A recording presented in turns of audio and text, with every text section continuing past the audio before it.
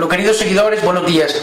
En esta ocasión nos encontramos nuevamente en la botica de mi consultorio, en esta área. Estamos grabando este video de manera un poco informal y es solamente para dar algunas respuestas a algunas de las preguntas que ustedes han estado enviando a mi asistente sobre el tema de la diabetes. Espero que las respuestas sean puntuales y que les sean a ustedes de gran ayuda.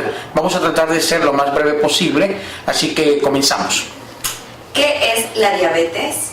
Tiene mucho que ver con el metabolismo, que principalmente eleva los niveles de glucosa en sangre. No es simplemente de que tengamos glucosa en la sangre, sino tenemos la incapacidad para metabolizar. Esto provoca en el paciente algunas molestias que espero que vayamos viendo más adelante. En general, se podría decir que la diabetes es una enfermedad metabólica y crónica. ¿Qué provoca la diabetes? Bueno, son diferentes las causas que provocan la diabetes. La primera, cuando viene un paciente en la entrevista, siempre le vamos a preguntar si sus padres son diabéticos, porque existe una gran carga genética, una predisposición genética. Incluso los mexicanos tenemos alta predisposición comparados con otras comunidades, otras razas, a padecer la diabetes, y esto es propiamente de nuestra genética. Sin embargo, actualmente una de las causas más notables que provocan la diabetes es la insulinoresistencia, provocada principalmente por obesidad, y esto a la vez por el consumo de algunos alimentos que la provocan, pero en general la obesidad es lo que está provocando que la diabetes vaya con una incidencia creciente. ¿Cuántos tipos de diabetes existen? Bueno, principalmente existen dos, aunque hay otros tipos de diabetes, lo voy a explicar de manera breve. Diabetes mellitus tipo 1, diabetes mellitus tipo 2. Normalmente la diabetes mellitus tipo 1 es por una insuficiencia del páncreas. El páncreas no produce insulina, así que este tipo de diabetes normalmente es detectada durante la niñez, en los primeros años de la vida. La diabetes mellitus tipo 2 es la que se produce por insulinoresistencia, es decir, de que el páncreas sí producía insulina o la está produciendo, sin embargo esta no está siendo suficiente para metabolizar la cantidad de azúcar existente en la sangre, y esta es por insulinoresistencia y la conocemos como diabetes mellitus tipo 2. De ahí también existe la diabetes insípida y la diabetes gestacional, que le puede dar a una mujer en la etapa precisamente gestacional, pero esto a veces no se considera incluso como diabetes, sino como un estado hiperglicémico. ¿Cómo se detecta? Bueno, es muy importante para la diabetes que exista un diagnóstico, y un diagnóstico realmente de conciencia. En ocasiones nos ha pasado de que vienen pacientes que traen el impacto de un diagnóstico de diabetes, sin embargo este no ha sido confirmado. Ellos han encuadrado en el diagnóstico de prediabetes. Por lo tanto, existen algunas pruebas de laboratorio que se tienen que realizar. Cuando el doctor tiene la sospecha, este tiene que indicar cuáles son los estudios adecuados. En mi caso, cuando yo tengo la sospecha de que un paciente podría estar diabético, pues mandamos a hacer la cuenta de la glucosa sanguínea, una curva de tolerancia a la glucosa, por ejemplo, o la hemoglobina glicosilada, que es un estudio que también nos indica un poco el comportamiento de la glucosa. Estos precisamente son los mecanismos adecuados para diagnosticar la diabetes, y de esta manera se detecta de manera clínica. Sin embargo, en casa, ¿cómo podemos detectar la posibilidad de que una persona está diabética? Pues normalmente comienza con una fatiga muy pronunciada, y esto debido a que, a pesar de que hay mucha glucosa en la sangre, esta no se está metabolizando y no se está produciendo energía a partir de ella. Entonces la fatiga, el cansancio, las micciones frecuentes, o sea, se levantan a orinar en la noche muchas veces, pero esto también podría ser derivado de otras enfermedades. Por eso se requiere un diagnóstico. La sed excesiva, estos son algunos de los mecanismos por los cuales nos podemos dar cuenta de que existe la sospecha de que podría el paciente estar diabético. Pero en casa, lo adecuado es acudir con un médico para que éste dé las instrucciones y haga los estudios necesarios. ¿Cuáles son los síntomas? Bueno, prácticamente los acabo de mencionar. Los principales síntomas son la sed excesiva, las ganas de orinar con mayor frecuencia de lo normal, la fatiga, el cansancio. Estos serían los primeros síntomas de la diabetes. En adelante, cuando ya se tiene la enfermedad, pues existe una serie de consecuencias que ya no serían síntomas, también serían agravantes de la enfermedad. ¿Cuáles son los niveles adecuados de glucosa en la sangre? Bueno, existe un poquito de discrepancia con algunos médicos. Los niveles óptimos, lo vamos a manejar de esta manera, desde mi opinión serían de 70 a 100 miligramos sobre decilitros. Sin embargo, algunos pacientes a veces brincan este pequeño umbral y pasan a 102, 103, hasta 109. Se podría considerar como una alarma. Desde 110 podemos considerar al paciente como prediabético hasta 124. De 124 en adelante ya tendríamos que hacer algunas otras pruebas para confirmar que el paciente efectivamente se encuentra en estado de diabetes. ¿Qué alimentos serían los más adecuados para un paciente diabético? Bueno, más que la alimentación, más que el alimento sería la alimentación en general. Si el paciente ya es diabético, pues hay algunos elementos que él debe de tomar en cuenta de la dieta cotidiana. Yo pensaría lo primero en los azúcares de la alimentación. Sin embargo, si nosotros nos vamos a nuestra alimentación básica, el 80% de nuestros alimentos en estado natural contienen glucósidos, contienen glucosa realmente. Entonces, el problema no es solamente el azúcar. Estamos hablando de que la diabetes es un problema del metabolismo del azúcar. También existe cierta competitividad con las grasas. Entonces, de los dos grupos que más se debe de disminuir su consumo serían los carbohidratos y las grasas. Disminuir, no se deben de eliminar de la dieta, desde mi opinión. Existen médicos que le dicen a sus pacientes nada de azúcar. Desde mi opinión eso no es correcto. Se debe de medir la cantidad de azúcar que el paciente va a consumir y sobre todo la calidad de estas, al igual que las grasas. De estos dos grupos principalmente se debe tener cierto cuidado. De ahí adelante que el paciente debe de comenzar a consumir más alimentos naturales, más fibras, alimentos que mejoren la microbiota digestiva, por ejemplo, para que esto ayude a metabolizar carbohidratos, enzimas, etcétera. Así de que una dieta más natural, más saludable, más frutas, más verduras sería adecuado, cereales, fibras. Esto sería lo más adecuado y tiene que ser dirigido por alguien que conozca perfectamente. Uno de los errores que con cierta frecuencia se cometen en la alimentación del diabético es mandar una dieta de sustitución, es decir, de que se le sustituyen sus alimentos y se le dice, por ejemplo, no tomes, no consumas azúcar, consume edulcorantes, y ya la sucralosa, por ejemplo. Entonces, con el tema de la sucralosa, que comercialmente se le conoce como Splenda, es el más famoso, con cierta frecuencia el paciente diabético lo está tomando. Desde mi opinión, comete un error. Y cuando los pacientes vienen a verme, lo primero que les retiro es la sucralosa. Prefiero que consuman glucosa a que consuman la sucralosa. O sea, yo les dejo consumir azúcar en cierta cantidad, pero no sucralosa, eso los explico de esta manera.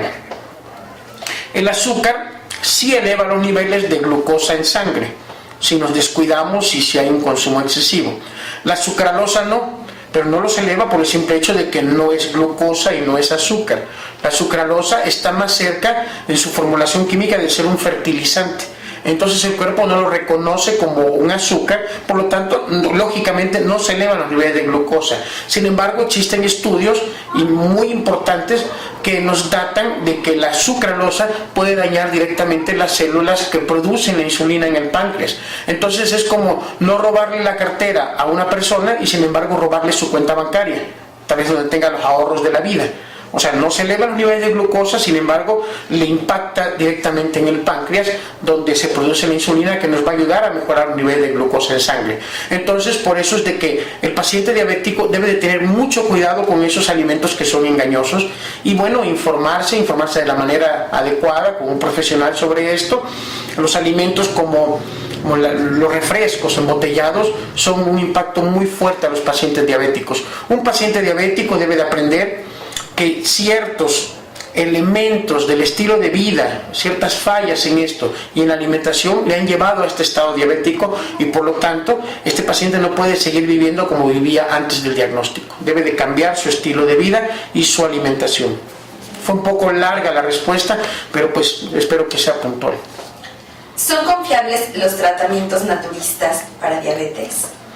Bueno, me metes en un poquito de aprieto, de verdad, porque yo estoy en contra de la charlatanería y sin embargo en el mundo naturista existen muchos medicamentos de los llamados milagros.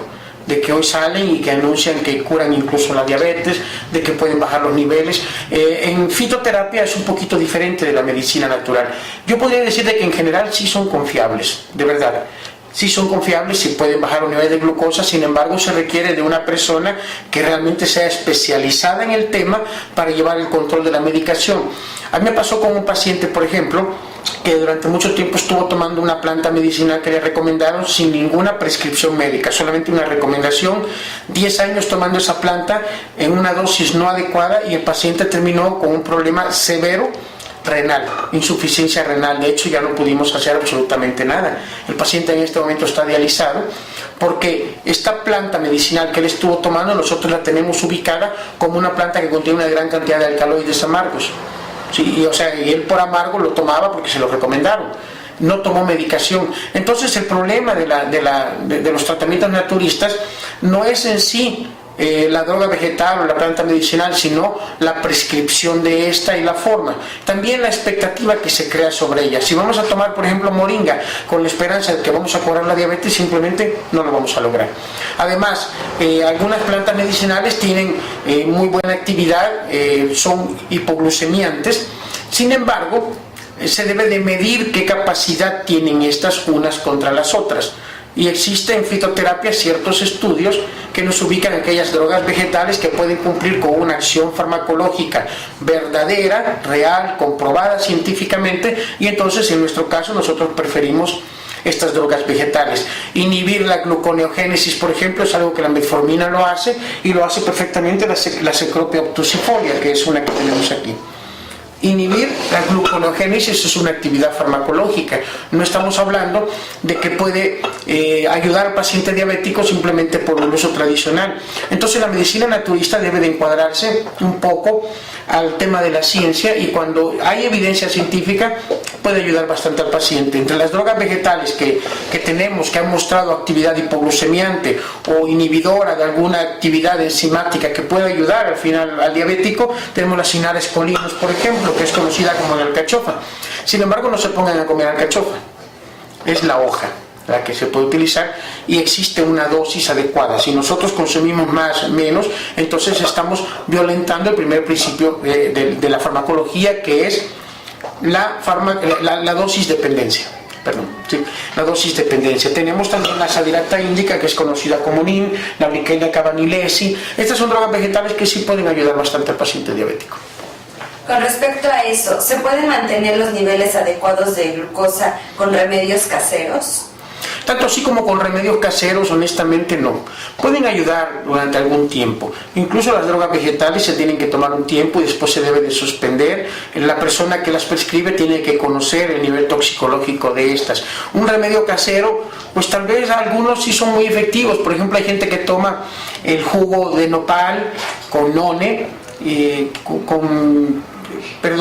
con esta tuna del nopal, y bueno, todos estos remedios, jugos, batidos, de alguna manera sí pueden contribuir, pero no es como llevar un control verdadero y eficiente de la enfermedad. Siempre se debe de acudir con un especialista en cuanto sea posible para que haga la prescripción adecuada, la revisión, y sobre todo determine el tiempo en el cual se puede tomar esta droga vegetal o este remedio casero, pero con seguridad para el paciente. ¿Funciona el bypass? El bypass gástrico durante mucho tiempo se estuvo utilizando como herramienta de curación de la diabetes. Yo honestamente nunca he pensado que la diabetes se cura, lo he investigado, es un tema de bastante debate. Funciona para pacientes con obesidad.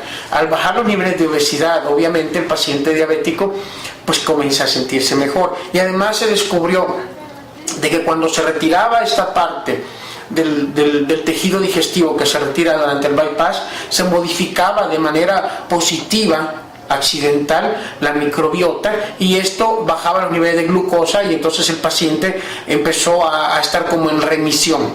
Bueno, esto fue durante 2 o 3 años. Después comenzaron a descubrir de que los mismos pacientes que habían sido remitidos por diabetes volvían a subir de peso y volvían a su estado hiperglicémico. Entonces quiere decir de que no estaban curados realmente, simplemente estaban en un estado tal vez de remisión temporal. no se ha comprobado de manera científica de que el bypass sea una cura para la diabetes, si es eso lo que me preguntabas. No se cura la diabetes hasta el momento. Y cuando digo esto, no falta quien me dice, no, usted le falta leer, o ve al doctor fulano, él dice que cura la diabetes, o yo respeto todo en absoluto lo que me puedan decir sobre esto. Sin embargo, desde la opinión de la ciencia, la opinión mía es que la diabetes no se cura. ¿Cómo podríamos prevenirla?